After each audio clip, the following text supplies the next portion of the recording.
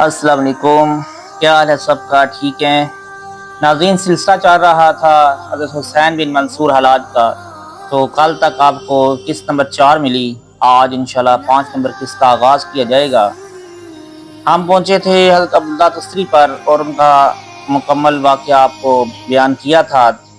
यहाँ मेरे कल्ब को सुकून हासिल नहीं हुआ। हज़रत मंसूर हलाज फरमाते हैं, दरअसल हज़रत हुसैन बिन मंसूर हलाज फितरतन एक बेकरार तबीयत के मालिक थे, इसलिए हज़रत सहल बिन अब्दुल्ला तुस्तरी की सोहबतों से पुरसुकून ना हो सके।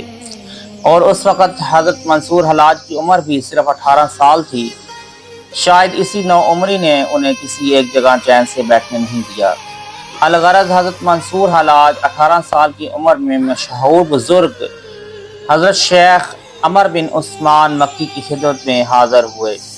उस वक्त हज़रत मंसूर हलाज के जिस्म पर सिर्फ 2 रंगीन कपड़े थे और एक चादर और एक तहबंद।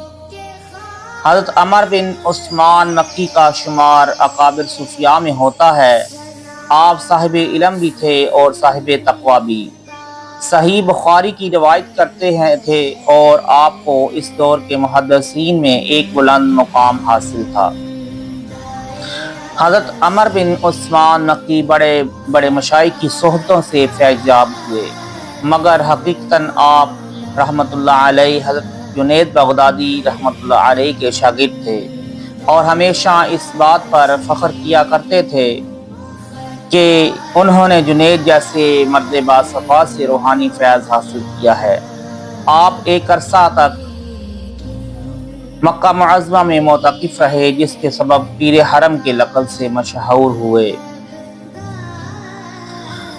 हज़रत अमर बिन उस्मान मक्की की खिदमत में हाज़िर होने से पहले हज़रत मंसूर हलाज पर अजीब कैफियत तारी थी। मशहूर मौरख़ ख़तीब बगदादी ने मोहम्मद अली बिन कनानी के हवाले से ये रवायत बयान की है कि जब मंसूर हलाज मक्का मुअज़्ज़मा पहुँचे तो एक गठरी में मलबूस थे। हम लोगों ने करीब जाकर देखा तो उनकी पूरी गठरी जुओं से भरी हुई थी। बाज़ जुएं मंसूर का खून पीते पीते गैर मामूली जिसामत इख्तियार कर गई थीं। उन्हें अपनी रियाजत की वजह से इतना भी होश नहीं था कि लिबास बदल डालें या कपड़ों को जुओं से साफ कर लें। दूसरे बुजुर्ग अबू याकूब नहरजूरी बयान करते हैं कि हुसैन बिन मंसूर पहली बार मक्का मुअज़्ज़मा में आए तो साल भर तक मस्जिद हराम के सहन में बैठे रहे। वज़ू और तवाफ़ के सिवा किसी वक़्त भी अपनी जगह से नहीं हटते थे। उन्हें ना बारिश की परवाह थी और ना धूप की। शाम के वक़्त हुसैन बिन मंसूर के लिए एक रोटी और एक कूज़े में पानी लाया जाता था। आप खाने से पहले एक घूंट पानी पीते थे, फिर रोटी के चारों तरफ से एक एक निवाला तोड़कर खाते थे। इसके बाद एक घूंट पानी पीते थे और बाकी रोटी को पानी के कूज़े पर रख देते थे, जिसे बाद में उनके सामने से हटा लिया जाता था। इन रियासतों से गुजर कर हज़रत मंसूर हलाज हज़रत अमर बिन उस्मान मक्की की खिदमत में हाज़िर होकर बाकायदा हल्का इरादत में शामिल हो गए। बाज़ मुअर्रिखीन का कहना है कि हज़रत मंसूर हलाज हज़रत सहल बिन अब्दुल्ला तुस्तरी की सोहबतों से फैज़याब ज़रूर हुए थे, मगर बैत नहीं की थी। इस रवायत की रोशनी में हज़रत अमर बिन उस्मान मक्की रहमतुल्लाह अलैहि उनके मुर्शिद अव्वल थे। बहरहाल हज़रत शेख की इजाज़त से हज़रत मंसूर हलाज नई रियासतों और मुजाहिदात में मशगूल हो गए। इसी ज़माना में एक दिन मशहूर बुजुर्ग अब्दुल्ला मग़रबी अपने मुरीद ख़ास इब्राहीम बिन शिबान के साथ हज़रत अमर बिन उस्मान मक्की के इस्लाम के लिए हाज़िर हुए। दोनों बुजुर्गों में बहुत देर तक मुख्तलिफ मसाइल पर बातचीत होती रही। अचानक गुफ्तगू के दौरान ही मैंने हज़रत अमर बिन उस्मान मक्की ने हज़रत अबू अब्दुल्ला मग़रबी को मुखातिब करते हुए फरमाया, यहाँ जबल अबू कबीस पर एक जवान बैठा है जो ज़ियारत के काबिल है। हज़रत अबू अब्दुल्ला मग़रबी गायबाना तौर पर उस जवान की शख्सियत से बहुत ज़्यादा मुतासिर हुए, क्योंकि हज़रत अमर बिन उस्मान मक्की जैसे बुज़ुर्ग ने उस जवान की तारीफ़ की थी।